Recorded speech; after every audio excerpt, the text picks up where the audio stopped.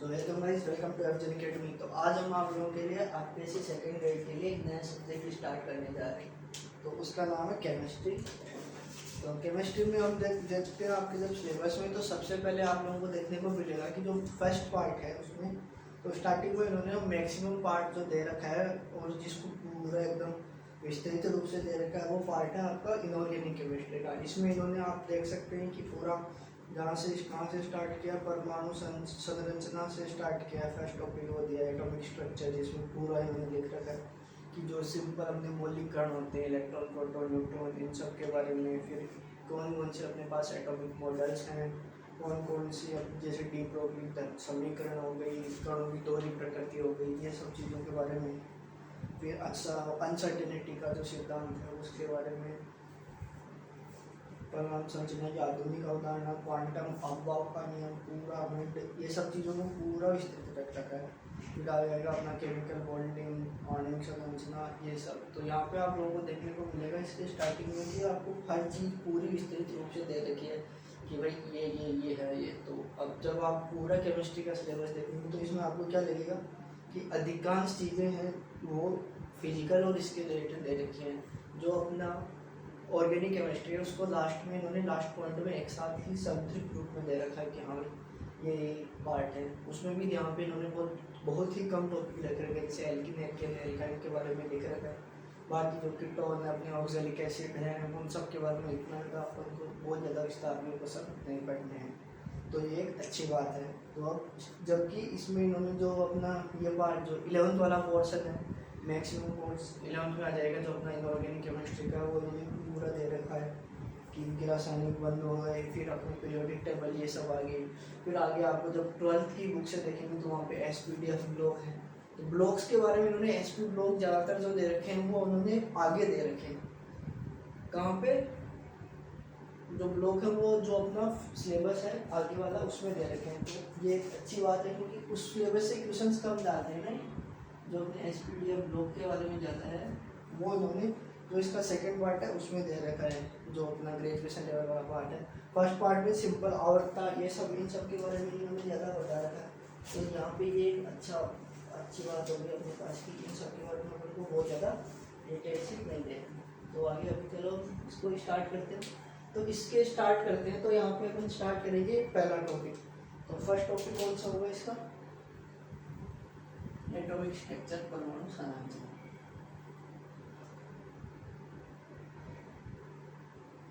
परमाणु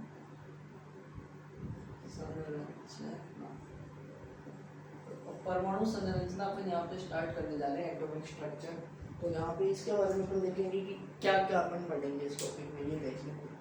तो परमाणु संरचना में अपन क्या क्या पढ़ेंगे कि इलेक्ट्रॉन, प्रोटॉन, न्यूट्रॉन ये क्या है, इनको कब खोजा गया, किस वैज्ञानिक ने इनके बारे में इनको खोजा, क्या क्या इसमें जो प्रयोग होते हैं। क्योंकि कई बार यहाँ पे जो क्वेश्चन आते हैं वो इससे रिलेटेड भी आते हैं कि भाई जो ये प्रयोग है ये ऐसे किया गया और इसमें अपन को ये बताया गया। तो यहाँ पे अपन स्टार्ट करते हैं ये टॉपिक परमाणु संरचना। तो इस टॉपिक में सबसे पहले अपन क्या देखेंगे? तो सबसे पहले अपन देखेंगे कि परमाणु है क्या। तो सबसे पहले परमाणु के बारे में पता कब चला अपन को? तो परमाणु के बारे में जो अपन को सबसे पहले पता लगा है उसको बोलते हैं कि 400-500 ईसा पूर्व के आसपास। तब ये केवल अपने ये बोला था कि कणाद, तो उन कणाद ने भी पता रखा था कि कुछ कण होता है जो जिससे चीज मिलके सारी की सारी चीज़ें बनी होती है। तो वहाँ से नाम अपने कण नाम पड़ा। तो एटम किसी चीज़ हुआ ना कम कण है। तो ये एक मेथोलॉजी है कि वहाँ से अपन को कि वहाँ से अपन को लगा कि भाई ये कण होता है। तो कण के बाद में जब अपन वैसे साइंटिफिकली बात करें परमाणु की, तो नाम परमाणु से ही आपको लगता है कि देखो जब परमाणु का मीनिंग क्या होगा, परम अणु, मतलब जो एब्सोल्यूट है, स्टार्टिंग है। जब भी कोई भी पदार्थ को अपन तोड़ेंगे तो जो छोटे से छोटा टुकड़ा जो अपन अलग कर सकते हैं, तो वो उन्होंने क्या बोला, उसको परमाणु बोला कि परम अणु, एटम, कि ये वही सबसे सूक्ष्म कण है जो अपन तोड़ के अलग कर सकते हैं। तो सबसे पहले जो सिद्धांत दिया परमाणु में, तो इन्होंने इसका नाम किसको जाता है, इसका श्रेय जाता है जॉन डाल्टन। परमाणु की खोज का श्रेय किसका जाता है? तो परमाणु की खोज को समझ आता है जॉन डाल्टन ने। तो इन्होंने 1800 के आसपास ये किया था, टू बी एग्जैक्ट 1803। 1803 में इन्होंने परमाणु की खोज की थी, ये कहा जाता है। सबसे पहले परमाणु की खोज की जॉन डाल्टन ने, इसको इसका श्रेय जाता है 1803। तो परमाणु क्या चीज है? परमाणु कोई कण है जिससे मिलकर सारी की सारी चीज बनी हुई है। ये अंदर वाला क्या था, ये सब चीजें तब नहीं पता थी। जैसे अब तो उनको होता है कि अंदर प्रोटॉन न्यूट्रॉन होता है, इलेक्ट्रॉन इसके चारों तरफ घूमता है, इस या लाइक उस टाइम पे रासायनिक विज्ञान का इतना चलन नहीं था। उस टाइम पे जो रासायनिक विज्ञान थी उसका यूज होता था उस टाइम पे भी, पर लाइक जो छोटी जो माइक्रो बायोलॉजी माइक्रो केमिस्ट्री है उसके बारे में उस टाइम पे इतना नहीं पता था लोगों को। उस टाइम पे जैसे कोई कुछ केमिकल होते थे जिनका लाइक मेडिसिन यहाँ सब यूज होता था। केमिस्ट्री का जो पुराने टाइम पे मुख्य प्रयोग होता था वो होता था आयुर्वेदिक दवाइयाँ बनाने में, या फिर एल्केमी या मेटल्स वगैरह इन सब में भी यूज होता था। ये मेटल्स खोजना, उनको साफ करना, अलग करना, जैसे लोहा, ये मेटल्स को प्योरीफाई करना एक दूसरे से, वहाँ सब चीज़ों में इन केमिस्ट्री का यूज होता। फिर बाद में ये धीरे धीरे तब इन्होंने जाना कि हाँ भाई ये कण है यहाँ से, तो फिर वहाँ से परमाणु आया 1803। तो परमाणु के बारे में और क्या बोल सकते हैं? बल्कि पहले बोले कि परमाणु सबसे छोटा पार्ट है, इसको आगे नहीं तोड़ सकते। फिर बाद में आगे और खोज हुई, तो आगे और खोज हुई तो क्या पता लगा? परमाणु के बाद जिस चीज़ का पता लगा वो था इलेक्ट्रॉन। तो इन्होंने इलेक्ट्रॉन का कैसे पता लगा? तो 1800 के आसपास तक लोगों को ये पता था कि आवेश चार्ज कुछ होता है, कि कुछ ऐसी प्रॉपर्टी है जो या तो चीज़ों को एक दूसरे के पास लाती है या फिर एक दूसरे से दूर ले जाती है, और वो द्रव्यमान नहीं है। जैसे एक तो द्रव्यमान के कारण होता है गुरुत्वाकर्षण बल, वो अलग चीज हो गई, और एक है अपना आवेश के कारण फोर्स होता है ना, Q = F = QE होता है, अपन फिजिक्स में पढ़ते हैं F = QE। तो ये चीज़ था कि कुछ बल है ऐसा आवेश के कारण। तो फिर इन्होंने बोला आवेश है, तो फिर आवेश को इन्होंने क्या किया, दो टुकड़ों में तोड़ा, एक बोला धन आवेश, एक बोला ऋण आवेश। तो फिर बाद में पहले लोगों को लगता था कि धन आवेश होता है या ऋण आवेश होता है, तो इन लोगों ने अलग अलग प्रयोग किए। उन प्रयोगों से इनको ये पता लगा पहले कि ऋण आवेश पाया जाता है, और ऋण आवेश जो पाया जाता है वो किसी चीज़ पे फिक्स नहीं होता, नहीं कि जो ऋण आवेश है वो उस चीज़ पे बिल्कुल भी डिपेंड नहीं करेगा जहाँ पे तो अपन इसको यूज़ करेंगे। तो यहाँ से बाद में इलेक्ट्रॉन का उदाहरण है कि कुछ ऐसा पार्टिकल होता है जो सारे पदार्थों में पाया जाता है, और सारे के सारे इलेक्ट्रॉन जो हर पदार्थ में पाए जाते हैं वो एक जैसे होते हैं, उनमें कोई भी डिफरेंस नहीं होता है। तो ये बात पता चली। तो अब इलेक्ट्रॉन पाया जाता है ये कब पता चला? इलेक्ट्रॉन की खोज के बारे में कुछ देखते हैं। तो पहले तो एक परमाणु का आया, फिर बाद में इन चीज़ों को बोलते हैं अपरमाणविक अणु, जो कि इलेक्ट्रॉन, प्रोटॉन, न्यूट्रॉन होते हैं, इनको बोलते हैं अपरमाणविक, सब एटॉमिक पार्टिकल। अपरमाणविक कण, तो इलेक्ट्रॉन, प्रोटॉन, जो इलेक्ट्रॉन के जो परमाणु होता है एटम, उसके जो अंदर कण होते हैं उसको बोला जाता है अपरमाणविक अणु या अपरमाणविक कण। तो अपरमाणविक कणों में सबसे पहले किसकी खोज की गई थी? वो था इलेक्ट्रॉन। तो इलेक्ट्रॉन की खोज सबसे पहले हुई थी अपरमाणविक कणों में, इसको E- से लिखते हैं हम। इलेक्ट्रॉन की खोज हुई तो कब हुई?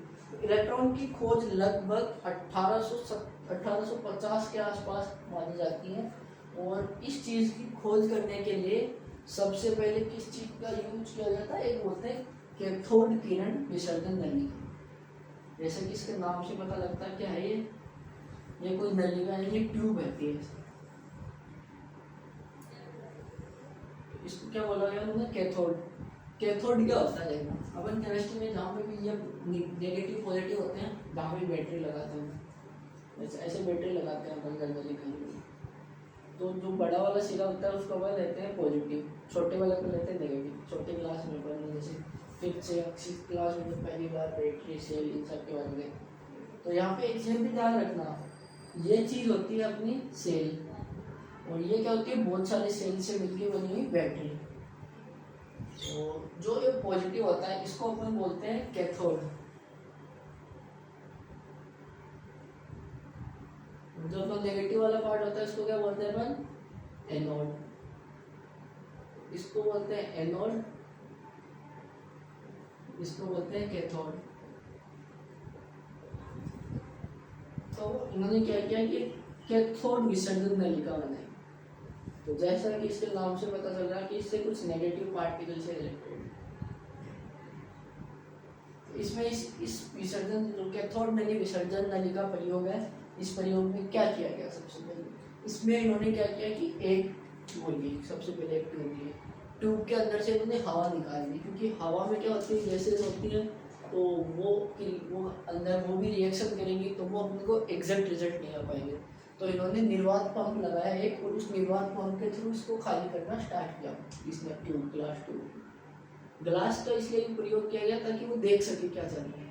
जो वैक्यूम पंप होता है, निर्वात पंप, उसके द्वारा अपन क्या कर सकते हैं, किसी भी कोई बंद स्ट्रक्चर है उसके अंदर से हवा निकाल सकते हैं। ये तो छोटी है, आजकल तो जैसे कुछ स्पेस क्राफ्ट, इन सब चीज़ें जो ऊपर हवा में जाती है, जहाँ पे हवा से भी बाहर, अपने वायुमंडल से बाहर, निर्वात में या स्पेस में, तो वहाँ का वातावरण बनाने के लिए क्या करते हैं, बड़े बड़े चैम्बर्स होते हैं कमरे टाइप, उनको जो चारों तरफ के एकदम पैक होते हैं, तो बड़े पंप के द्वारा उनकी भी हवा निकाल के बड़ा निर्वात भी बनाया जाता है।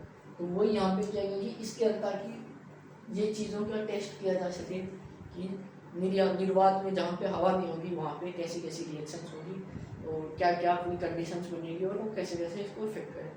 तो यहाँ पे इसको जो इफेक्ट है उसको देखने के लिए उन्होंने क्या किया, पहले एक नली ली, उसमें ये पार्ट नेगेटिव पार्ट, तो यहाँ पे नेगेटिव चार्ज आ जाएगा, यहाँ पे पॉजिटिव चार्ज आएगा। इसको बोलते हैं कैथोड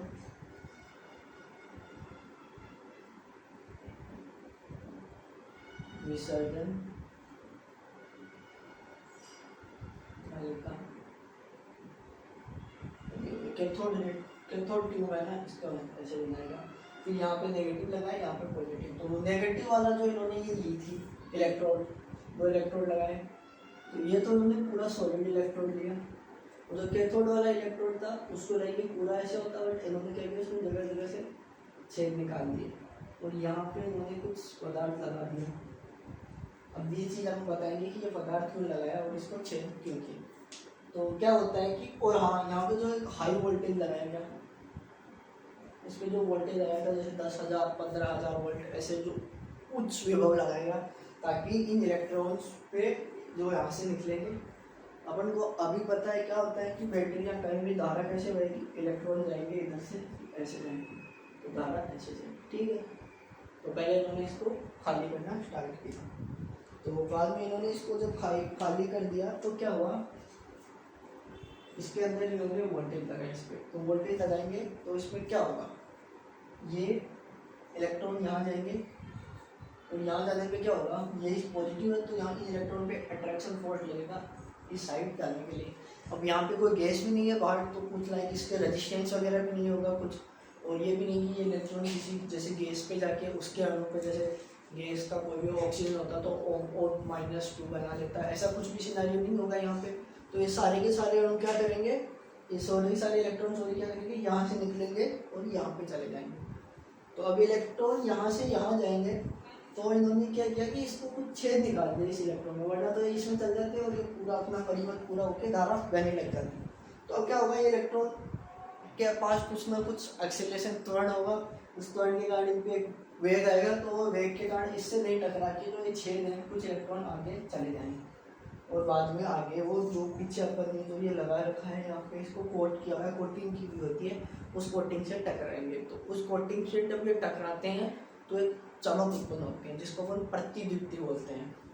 तो वो प्रतिदीप्ति उत्पन्न हुई तो उससे उन लोगों को ये पता चला कि हाँ भाई कुछ ना कुछ कण निकले हैं और वो इससे टकराए। जनरली ये ZnS का बना होता है, ये जो अपन पीछे इसको करते हैं ना जिंक सल्फाइड, हाँ जिंक सल्फाइड होता है ZnS। तो इन्होंने ZnS इस पर कोट कर दिया, तो इलेक्ट्रॉन आए इससे निकल के इस दीवार से।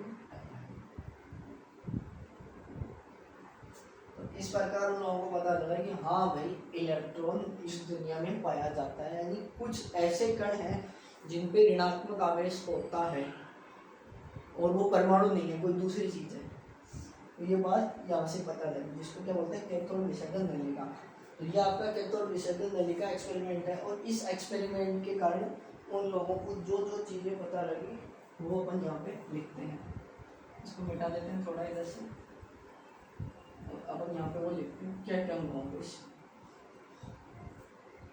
ये जो अपन ने एक्सपेरिमेंट किया, इस चीज़ से अपन को क्या प्राप्त हुआ, जो अपन को इससे परिणाम प्राप्त हुए वो क्या था कि जो कैथोड किरणें हैं वो क्या होता है, सॉरी जो ये किरणें हैं ये कहाँ से निकलती हैं, कैथोड किरणें, उल्टा लिख दे सॉरी, यहाँ ये कंफ्यूज हो जाते हैं।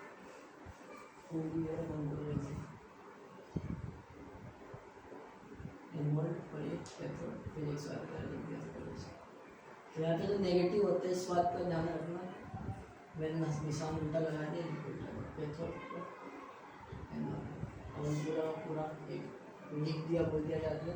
तो जो कैथोड किरणें होती हैं वो क्या होती हैं, नेगेटिव किरणें होती हैं। और ये कैथोड किरणें कहाँ से निकलती हैं, ये किरणें कैथोड से निकलती हैं और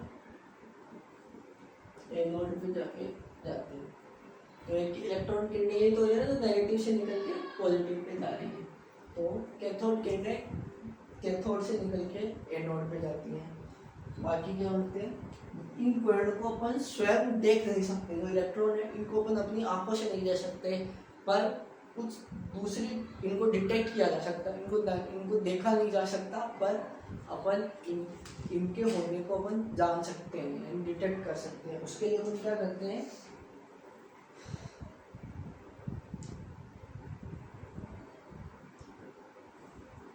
तो इनको देखा नहीं जा सकता परंतु इनको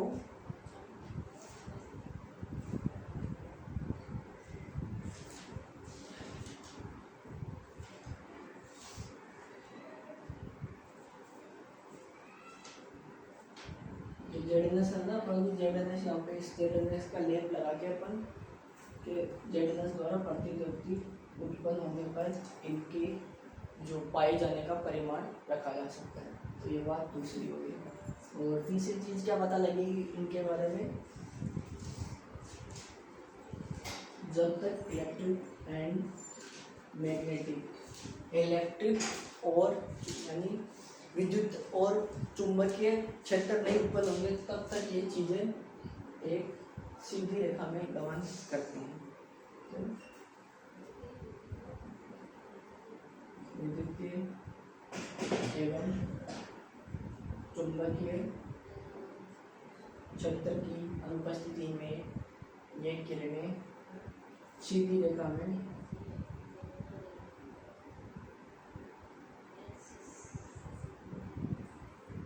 गमन करती हैं।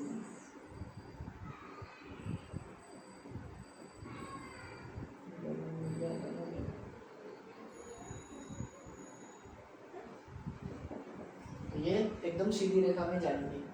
तो ये 3-4 चीजें हैं जो हमको इनके बारे में याद रखनी चाहिए। और इसके बारे में इसके बाद क्या हुआ कि अपन को ये तो पता लग गया कि हाँ भाई इलेक्ट्रॉन पाया जाता है। इलेक्ट्रॉन पाए जाने के बाद में क्या हुआ कि अब आगे ये बात है कि अगर इस पे आवेश पाया जाएगा तो आवेश कितना होगा, और अगर इसका कुछ द्रव्यमान है तो वो द्रव्यमान कितना होगा। तो इसके लिए बाद में और प्रयोग किए गए जिनसे ये पता लगाया गया कि ये चीज़ होती क्या है। इसके लिए इन्होंने क्या क्या चीज़ अपन को पता करनी है इलेक्ट्रॉन के बारे में, एक तो इलेक्ट्रॉन का आवेश और एक इलेक्ट्रॉन का द्रव्यमान। आप और लाइक यहाँ पे ये भी लिख सकते हो कि जो इन कैथोड किरणों जिन कणों से बनी होती है उन कणों को इलेक्ट्रॉन कहा है। तो जो मेरे पास जो कैथोड किरणें आई थी, तो इनके जो भी कोई भी अगर किरण चल रही है और वेव चल रही है तो उसमें कुछ पार्टिकल्स तो चलेंगे ना, जिन जो पार्टिकल जा रहे थे किरणों, तो उन किरणों को आगे चल के इलेक्ट्रॉन कहा गया। तो फिर बाद में क्या, इलेक्ट्रॉन के द्रव्यमान और आवेश का तो बाद में क्या क्या चीज आ रही है कुछ इलेक्ट्रॉन का ई है, तो इसमें 2 चीज होगी, एक तो इसका आवेश होगा Q और एक का द्रव्यमान होगा N।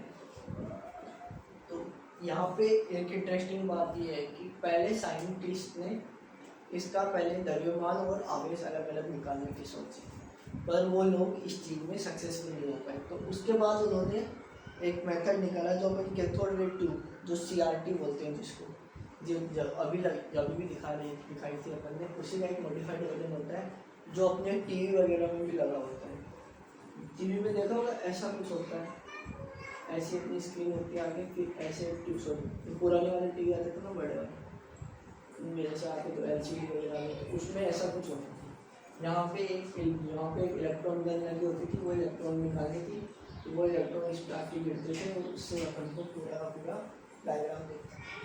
तो इन्होंने इस चीज़ में इलेक्ट्रिक फील्ड, जैसे पीछे अपन ने देखा था जहाँ पे कैथोड रे किरणों विसर्जन नलिका लगाई थी, वहाँ पे ओनली अपन किस चीज़ का पता लगता है कि इलेक्ट्रॉन पाए गए, बट यहाँ पे अपन इलेक्ट्रिक फील्ड, मैग्नेटिक फील्ड दोनों लगाएंगे। उसके अलावा जैसे पहले अपन ने क्या लगाया था, ओनली इलेक्ट्रॉन जनरेट करने के लिए वो फील्ड लगाया था जिससे भी वो इलेक्ट्रॉन जनरेट हो। तो यहाँ पे क्या लगेगा, एक तो अपन जो इलेक्ट्रॉन जनरेट करने के लिए जो इलेक्ट्रॉन गन बोलते हैं जिसमें वो पहले वाला सिस्टम होगा, एक बड़ी सी बैटरी होगी हाई वोल्टेज की। तो बैटरी बड़ी नहीं होती, बस उसका वोल्टेज बहुत ज़्यादा कर दिया जाता है ताकि जो पदार्थ आगे उस पर लगाया जाए कि वो इलेक्ट्रॉन का उत्सर्जन करने लगे। तो फिर वो लगाएंगे, फिर उसके आगे अपन एक तो विद्युत क्षेत्र लगाएंगे 2 प्लेट के द्वारा, और एक चुंबकीय क्षेत्र लगाएंगे। तो उस विद्युत क्षेत्र और चुंबकीय क्षेत्र के कारण क्या होगा, वो इलेक्ट्रॉन अपने पाथ से अलग अलग दिशा में विचलित हो जाएंगे, और वहाँ से अपन फोर्स निकालेंगे QE, और फिर वहाँ से उसको mv²/2 के बराबर, क्योंकि उस फोर्स के जरूर अपन क्या निकाल रहे हैं कि जो उस पर जो बल लगा है, उस बल के कारण उसमें कुछ ना कुछ काइनेटिक एनर्जी आई, गति ऊर्जा, फिर उधर उस बल के द्वारा किया गया कार्य उसकी गतिज ऊर्जा में परिवर्तन के बराबर हो जाएगी। तो वहाँ से अपन को उसके ऊपर लगने वाले एक इक्वेशन आ जाएगी, और उससे अपन को Q/m का पता करते हैं। तो Q/m क्या हो गया, आवेश पर एकांक द्रव्यमान, और इसी चीज को इलेक्ट्रॉन का विशिष्ट आवेश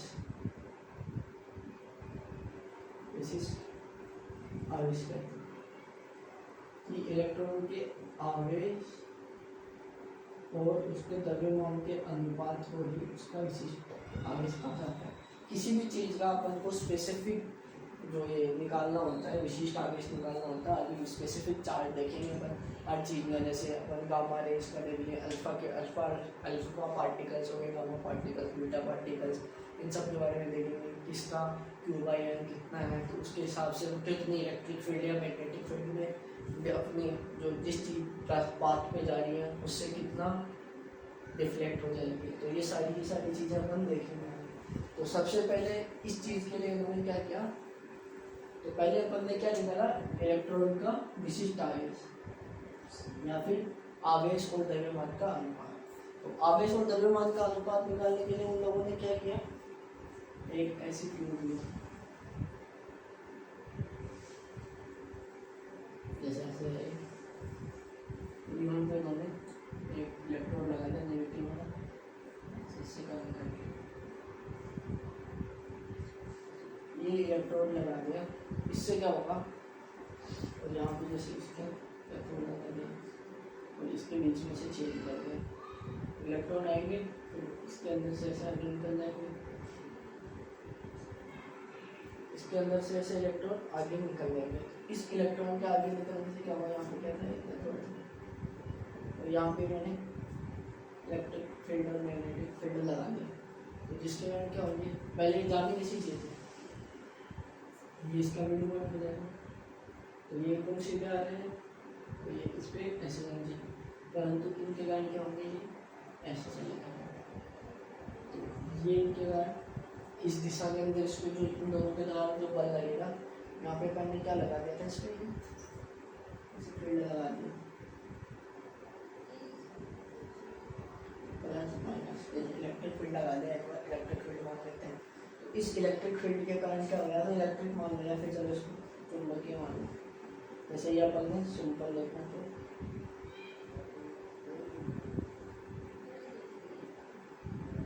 चुंबकीय क्षेत्र लगा दिया, तो यानी प्लस माइनस एक मैग्नेटिक, इसका एस एन दे दिया प्लस माइनस, कोई बात नहीं, ऐसी बात होगी। इसके द्वारा अपन को क्या मिलेगा कि ये इस पे जैसे कोई एक कण जा रहा है ऐसे अपना सीधा, इन दोनों के कारण इसको कुछ गति मिल गई, ये अपने क्षेत्र से बाहर आ गया, तो एक अपनी सीधी रेखा में जा रही है।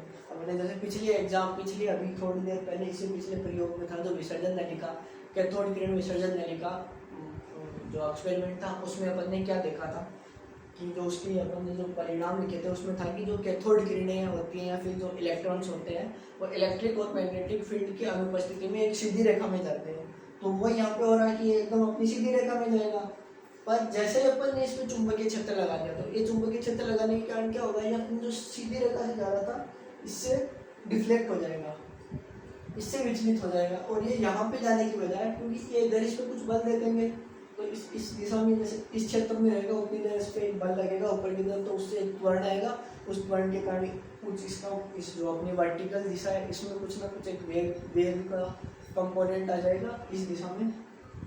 उसी वेग के कंपोनेंट के कारण क्या होगा, ये यहाँ जाने की जगह यहाँ चल जाएगा, तो ये दिशा वाई होती है, लाइक इसके सेंटर से इसको भी जैसे पहले कर रहे थे वैसे करते थे अपन। तो यहाँ से अपन क्या लगाए पता लगेगा कि ये जहाँ पे भिड़ेंगे वहाँ पे क्या होगा, एक प्रतिद्युक्ति उत्पन्न होगी, जेडएनएस वगैरह वो कुछ लगा देते हैं इस पर, तो उसके कारण क्या होगा, जो स्फुरदीप्ति या प्रतिद्युक्ति जो भी उत्पन्न होगी यहाँ पे जो टकराएगा, स्फुरदीप्ति होते हैं उसको, तो वो दूरी अपन निकाल सकते हैं नाप करके। तो उस दूरी के कारण अपन को क्या मिलेगा, यहाँ पे Q/m मिलेगा, और उसी Q/m को बाद में उसी Q/m की वैल्यू क्या थी, तो जैसे Q कितना होता है ये चीज़ अपन को पता है, पर उन्होंने उसको एक्सपेरिमेंट में लिख के निकाली थी, ये होता है कूलाम पर किलोग्राम, ये कूलाम में और ये केजी में, तो विशिष्ट आवेश आया था यहाँ पे कूलाम पर किलोग्राम में। तो इस चीज़ को जब सॉल्व करोगे तो आपके पास कितना आ जाएगा, इसके पास ये आता है अपना E/m बोलते हैं इसको, Q/m या फिर E/m ये आता है आपके पास 1.7588 into 10 to the power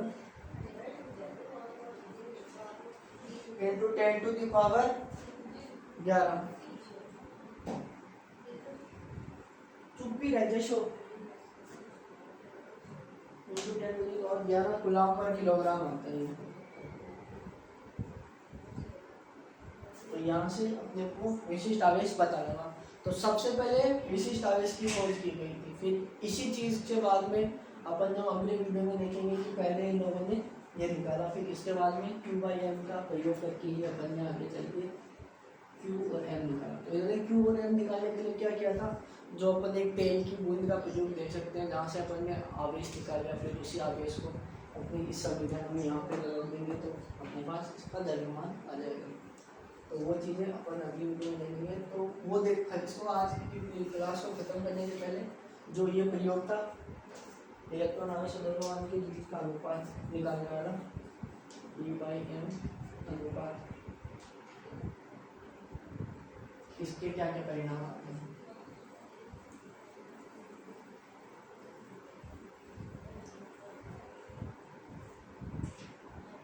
इसके परिणाम क्या क्या है,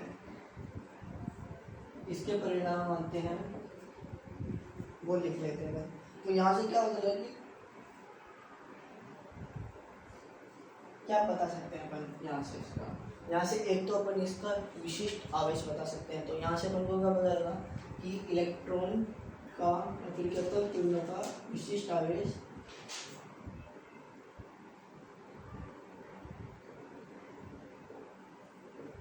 एक 1.758 × 10⁻11 कूलाम पर किलोग्राम होता है।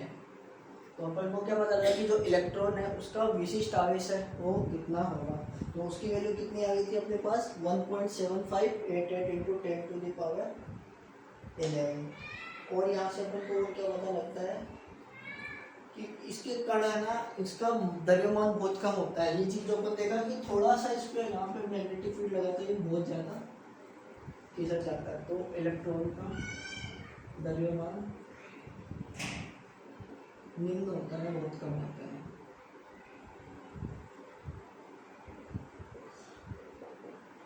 और ये या फिर ये लिख दो कि थोड़ा सा इलेक्ट्रिक या मैग्नेटिक फील्ड लगाने पे ये अपने पाथ से विचलित हो जाता है। कि अगर अपन एक बहुत कम परिमाण का भी अगर इलेक्ट्रिक या मैग्नेटिक फील्ड लगाएंगे तो जो इलेक्ट्रॉन है जो अपने जिस भी पथ पे जा रहा था उससे वो विचलित हो जाएगा, डिफ्लेक्ट हो जाएगा अपने पाथ से।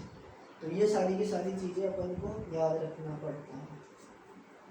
और एक ही चीज ये भी लिख सकते हो, इलेक्ट्रिक एंड मैग्नेटिक फील्ड विद्युत एवं चुंबकीय क्षेत्र की प्रबलता, अगर अपन इंटेंसिटी बढ़ाएंगे ना इनकी इलेक्ट्रिक फील्ड और मैग्नेटिक फील्ड तो क्या होगा, उसमें फोर्स ज़्यादा लगेगा, उसका त्वरण ज़्यादा होगा, उसमें ज़्यादा गतिज ऊर्जा होगी, उसका वेग ज़्यादा होगा। परंतु इस दिशा में तो उसका वेग फिक्स है ना, क्योंकि अपन इस साइड लगा रहे हैं तो यहाँ से यहाँ जाने का समय तो चेंज नहीं हुआ। परंतु अगर इस दिशा में वेग बढ़ गया तो इस समय में इस साइड ज़्यादा जाएगा, ये जाएगा ना, क्योंकि ये दूरी तो अपने पास फिक्स थी यहाँ पे, ऐसे ऐसे जाएगा था, इसको यहीं कर दिया सोचो। तो ये दूरी तो अपने पास फिक्स है और ये जो बल लग रहा है वो इस दिशा में लग रहा है, इस दिशा में बल यहाँ तक ही लगा था। इसके बाद में जो कि हॉरिजॉन्टल है इसमें क्या होगा, तो क्षैतिज दिशा में क्या हो गया कि इसका वेग एक समान रहेगा। तो ये दूरी सब मान लिया अपन ने एल है और इसका वेग वहाँ से इसके यहाँ से एनर्जी निकलने के बाद क्या था v, तो ये टाइम कितना होगा L/v। परंतु इस दिशा में पहले तो लग रहा था q फोर्स, इसके बाद इसको वेग मिला था v, तो v × L/v। तो सपोज दैट ये L दूरी तय की। अगर अब क्या होगा, ये दूरी तो वही रहेगी लेकिन इस दिशा में अपन ने मैग्नेटिक फील्ड बना रही है, इसकी दूरी v की जगह क्या होगी 2v, जो ये वर्टिकल डायरेक्शन है इसमें वेग क्या होगा 2v, तो 2v × ये हॉरिजॉन्टल वाला टाइम तो वही रहेगा, तो 2L हो गया। तो अपन ये चीज देखेंगे कि इलेक्ट्रिक फील्ड और मैग्नेटिक फील्ड की प्रबलता बढ़ाने पर